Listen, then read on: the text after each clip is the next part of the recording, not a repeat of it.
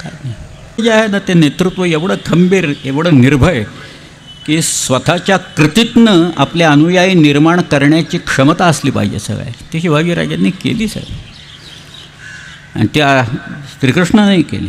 पण या सगळ्यांच्याकडे एक उत्कृष्ट वक्तृत्व असतं. पुण्यात आमच्याकडं वक्तृत्वोत्तेजक सभा नावाची एक सभा आहे, ते वसंत व्याख्यानमाला वगैरे करतात.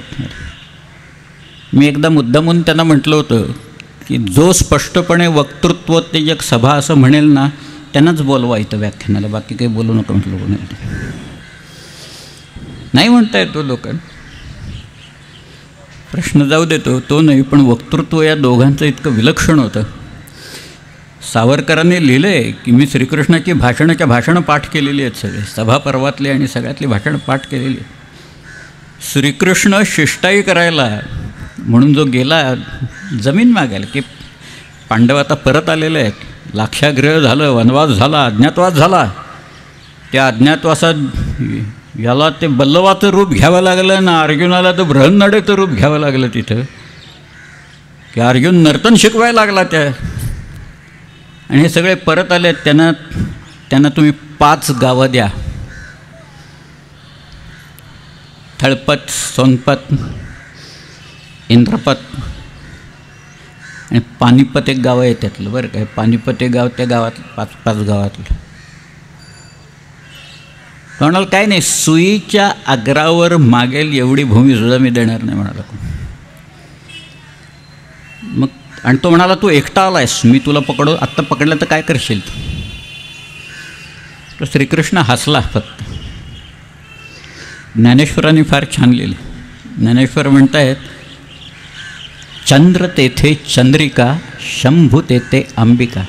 त्यामुळे मी जर काय तर माझ्या भोवती सुरक्षा कवच माझ्याबरोबरच आहे, काय ते कुठं जाणार नाही.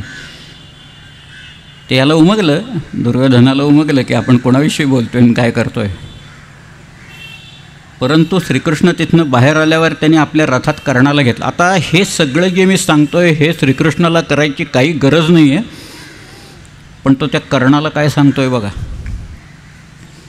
तो म्हणाला कर्णा, तुझ्या आयुष्यातली एक अत्यंत गुप्त गोष्ट मी तुला सांगणार आहे. तू या पांडवांचा सगळ्यात मोठा भाऊ आहेस आणि तू त्या असत्याचा पक्ष घेऊ नकोस, तू या सत्याचा पक्ष घे. तुझ्या भावांच्याकडं तू ये. कर्ण म्हणाला नाही, मी शब्द दिलेला आहे सुयोधनाला, मी त्याच्याकडं जाईन. त्यांनी एक प्रचंड प्रयत्न केला श्रीकृष्णाने. त्याच्यात एक गोष्ट त्यांनी काय सांगावी. तो म्हणाला द्रौपदी देखील तुला मिळेल ह्याची मी व्यवस्था करतो म्हणून. हा कोण श्रीकृष्ण सांगणार द्रौपदी कर्णाला मिळेल म्हणून. ती सांगितलं त्यांनी, कारण द्रौपदी ही अत्यंत देखणी अशी स्त्री होती त्यावेळेस. ती सुद्धा मी तुला मिळेल याची व्यवस्था करतो. कर्णाने ऐकलं नाही. श्रीकृष्णानं दाखवलेल्या कोणत्याही प्रलोभनाला कर्ण बळी पडला नाही त्याच्यात. मग श्रीकृष्ण तिथनं आला निघून. पुढे झालं सगळं महाभारत. शिवाजी महाराजांनी मिर्झाराजाला एक पत्र लिहिलेलं होतं. ते मिर्झाराजाला त्यांनी सांगितलं तो यवनाधम बसला आहे दिल्लीत, तिथं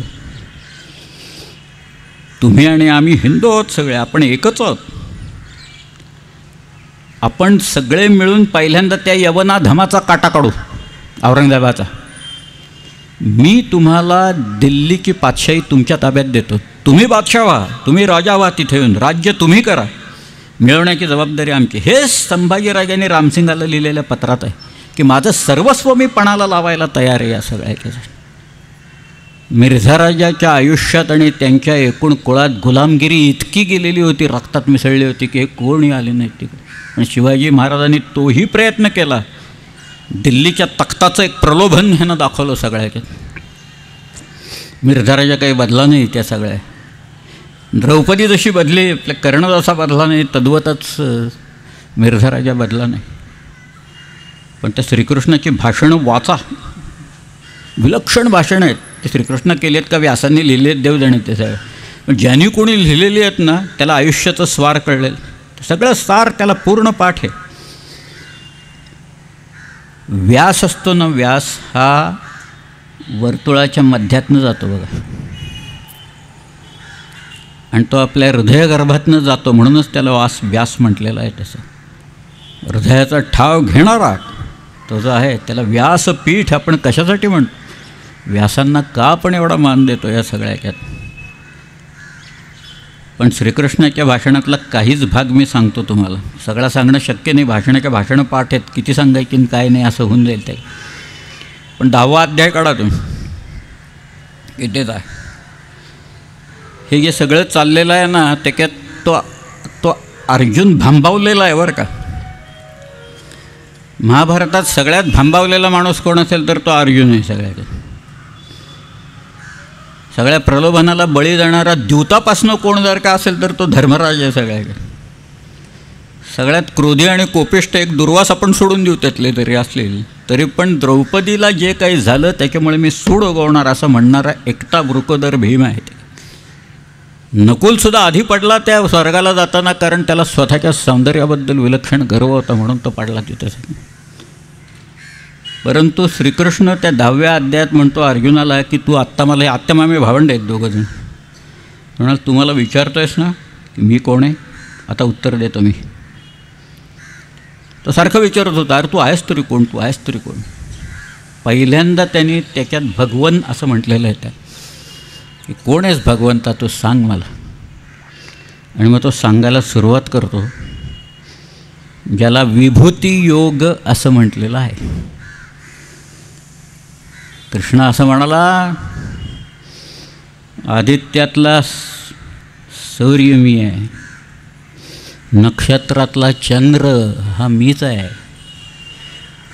मासातला मार्गशीर्ष हा मी आहे, ऋतूतला वसंत हा मी आहे, नद्यातली जान्हवी ही मीच आहे, पर्वतातला हिमालय हा मीच आहे, पशुतला सिंह हा मीच आहे, पक्षातला गरुड हा मी आहे. असं तो सगळ्या विभूती सांगतो. तो तुम्हाला आयुष्य देणाराही मीच आहे आणि तुमचं आयुष्य हिरावून घेणाराही मीच आहे. माझ्या एका अंशाने मी हे अवघं चराचर व्यापून राहिलं असं त्यांनी. काय भाषा आहे हो, ही काही वल्गना नाही आहे, ही नुसती वल्गना नाहीच आहे, पण ती जी भाषा आहे ती भाषाच ह्याची एवढी विलक्षण आहे श्रीकृष्णाची. त्या शांतीपर्वात सभापर्वातली भाषा जर का असेल तर आपण काढून पाहाल. आणि शिवाजीराजे जे आहेत ते शिवाजीराजांची जी पत्रं आहेत त्या पत्रातली भाषा बघा.